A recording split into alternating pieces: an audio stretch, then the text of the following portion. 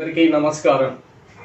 ఈ దినము ప్రతి ఒక్క ప్రజలకు అంటే ఆంధ్రప్రదేశ్ తెలంగాణే కాకుండా మన యొక్క ఛానల్స్ని ఆదరించే వారందరికీ భోగి సంక్రాంతి శుభాకాంక్షలు. ముఖ్యంగా ఈ దినం నుంచి ఒక కొత్తగా నేను ఒకటి చెప్పాలనుకున్నాను. మోసం గురు జాగ్రత్త. ఎందుకు ఈ మాట చెప్తానంటే ఈ మధ్య మనము ఏది చేసినా బజార్లో పోయి మనం ఏది తీసుకున్నా కొన్నా అక్కడ తెలిసి తెలియక కొన్ని పొరపాట్లు జరుగుతున్నాయి. ఆ పొరపాట్లు ఏమంటే ఉదాహరణకు నేను మొన్న ఒక 3 రోజుల కిందట ఒక షాపుకు పోయినా 6 ఐటమ్స్ తీసుకున్నాను. ఐటమ్స్ పేర్లు రాయకుండా ఉత్త అమౌంట్లు మాత్రమే వేసి టోటల్ 610 రూపాయలు అన్నాడు. నేనేం చేసినాను, మామూలుగా వాళ్ళు చేసినారంటే కరెక్ట్ ఉంటుందని 650 రూపాయలు పే చేసినాను. చేసి అతను ఇచ్చిన పేపర్ని జోబీలో పెట్టుకునే ముందు వెనక్కి తిరిగి కిందికి వచ్చేటప్పుడు చూసినాను.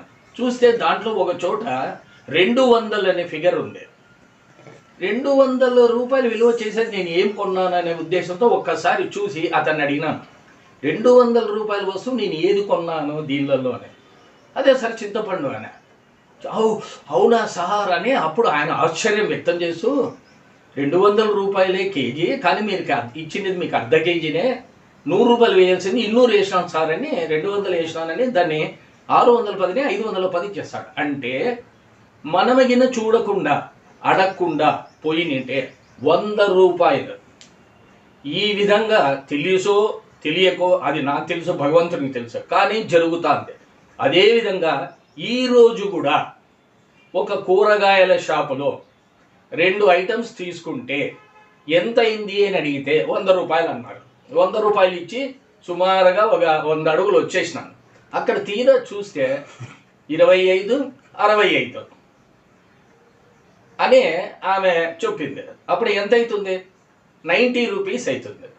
90 రూపీస్ అంటే 100 తీసుకుంటుంది.